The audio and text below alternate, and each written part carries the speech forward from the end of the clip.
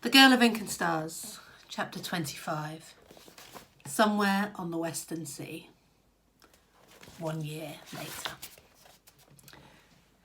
Do you know how fast a floating island moves? I do. Some days it's like riding a giant sea turtle, slow as sleep. Other nights, when the moon is close and full, and the waves rise high as mountains, making Pep yowl, it's like running quick as the wind. So the answer is, a floating island moves as fast as it wants to. I think even Dar thought we'd have reached some other land by now. According to his calculations, the current is taking us west, towards America. Dar could board a passing ship and get there faster, but he says, why leave a ship that is also our home? We'll get there, one day soon. Every day he charts our progress across the Western Sea on our walls. We've gone in so many circles, it looks like Miss La's tracks. She found her way home with Pablo, who regained consciousness after Lupe and I started walking the labyrinth. He called and was sure we were dead. When he reached Gramera, he told the governor's men what had happened, tried to get them to go back and help, but they didn't believe him. They threw him in the Didalo again, and it was only when the surviving banished arrived that they realised he'd been telling the truth. That's when they nailed down the trap door, boarded whatever boats they could find, and left for Africa with Senora Adori. I'm glad Lupe never has to know exactly how easily her mother abandoned her. Otherwise, less than you'd think has changed. My hair is a year longer, my shoulder nearly healed. My voice came back eventually, though I still don't like to use it much. Pablo's face has 2 thick scars across it, and I tease him that he's almost as lined as Masha. But really, I think he looks fine. Dara's built me a small room in the garden to work in.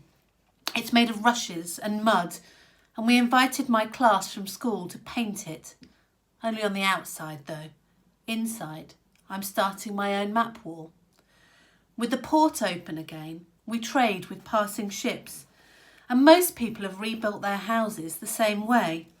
Dar even bought some green paint for our new door, and a whole aviary of songbirds from a junk from China. We released them last week, and now they sing in every tree.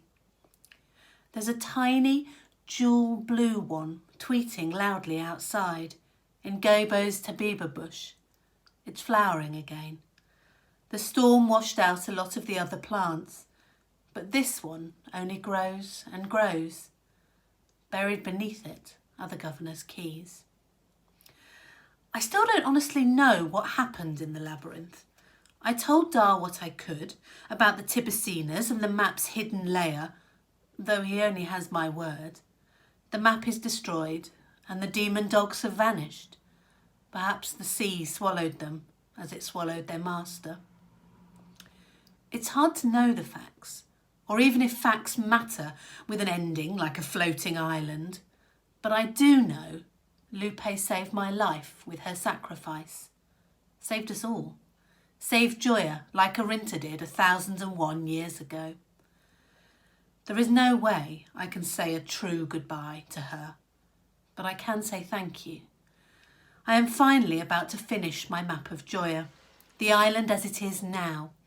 Dar and I have made 3 trips to see what I missed, and some of the villages are already populated again. The forests are green and thick, and all the Gramerans got together to buy boar and deer from a ship from Europa. I saw a fawn on our last trip, drinking from the pool beneath Arintan. The water is back at its full might, but I didn't go behind it to see where Lupe and I fell through. I don't like to be in the dark where stars don't shine. Where the governor's house used to be, a dragon tree has been planted. It grows higher each day, roots threading through the remains of the Didalo. I left this to last, the final landmark to be filled in. I carefully stitch it into my map as a golden starburst, using the same spool as I did for Lupe's bracelet. "You're so sentimental," Lupe would say. Next to it, I write 2 words: Lupe's tree. I sit back, vision blurry from so many days crouched over the map. But when I blink down at it, rolling my sore shoulder as I trace the green of the forest, the blue of the rivers, the faint stitch of star lines, I don't just see ink and thread on paper. There's something else there, something close to the same life DARS maps have. Maybe. "Don't get big-headed now," Lupe warns. "Isabella, breakfast ready," Dar calls from the kitchen. The porridge smells as burnt as ever. "Coming." I look down at the completed map, wondering whether to cry or laugh. No point just standing there. And I will not, with Gioia pulling in the wake of an unknown current. I will never stand still again.